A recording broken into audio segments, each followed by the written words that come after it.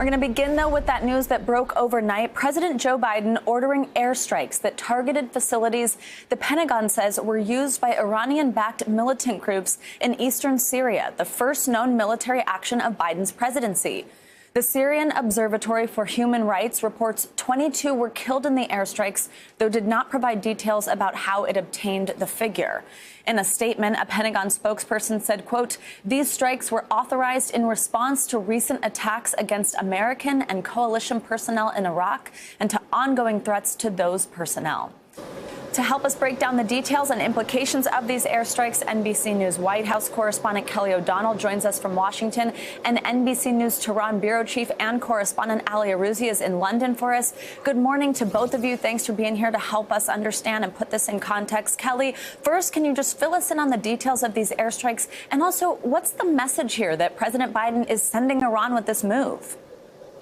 Well, good morning, Savannah. And this is significant as it is the first known military action authorized by President Biden. And officials say the intention is to send a message to Iran and to the world, both allies and those who are adversaries of the United States, that President Biden will protect U.S. interests and coalition partners when they are put at risk, in harm, or if there are attacks on U.S. interests. So this is meant to be a measured response to an attack earlier this month that claimed the life of a contractor and injured U.S. personnel. And this is a move that was carefully calibrated, according to what officials are saying, to include Iraqis to provide some of the intelligence and to be proportionate in response to what occurred earlier this month. Important because this comes at a time diplomatically when the U.S. is trying to re-engage with Iran on the potential for a nuclear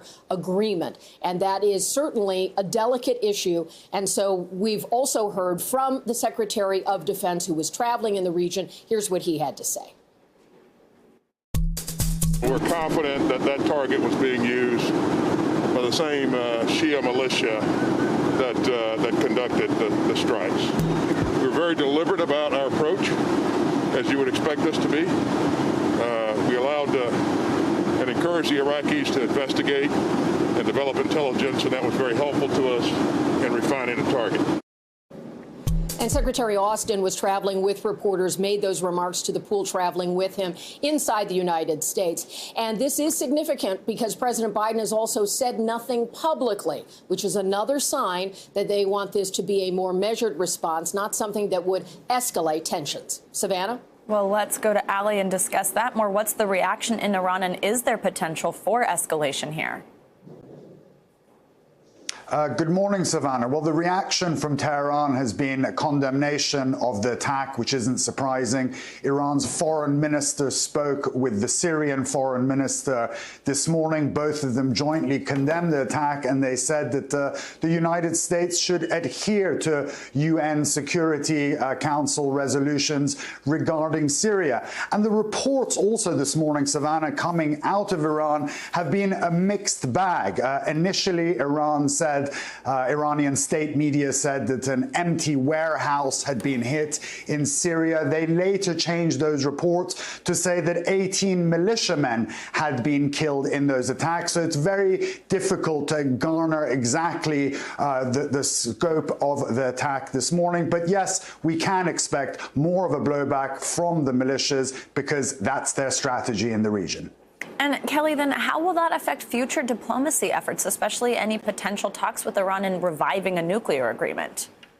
That's why we're seeing a real careful calibration here in the public statements. The White House has commented through the press secretary, not through the president. Unlike the Trump era, there's no tweet talking about this. There's no demonizing of the adversaries here. So it is still volatile. But at the same time, by taking these, what U.S. officials are calling measured and proportionate steps, it is intended to make clear that the U.S. won't tolerate attacks on U.S. interests, personnel, and allies, but at the same time not wanting to rock the boat with this delicate dance of trying to get some kind of inclusion of Iran in some form of a nuclear agreement, which President Trump, when he was in office, left that joint agreement involving allies. It is possible that talks could resume at some point. That's the intention of the U.S., invited by European partners to do that. So it is delicate. Anytime there's military action, there's a potential for diplomacy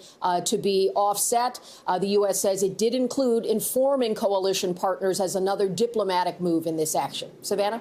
And Ali, before I let you go, let's just back up a little bit and give us a sense of what these Iranian-backed militia groups are doing in the region in the first place.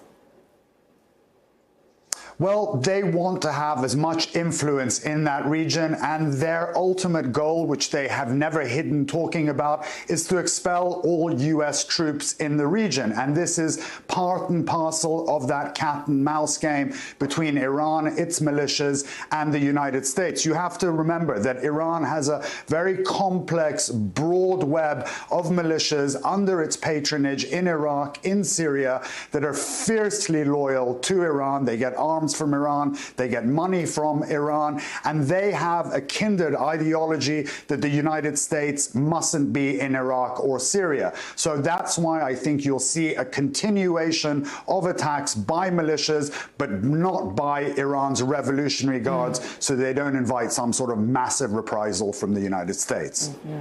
Ali and Kelly, thank you both so much for being with us on this breaking story this morning. Hey, NBC News viewers, thanks for checking out our YouTube channel. Subscribe by clicking on that button down here and click on any of the videos over here to watch the latest interviews, show highlights, and digital exclusives. Thanks for watching.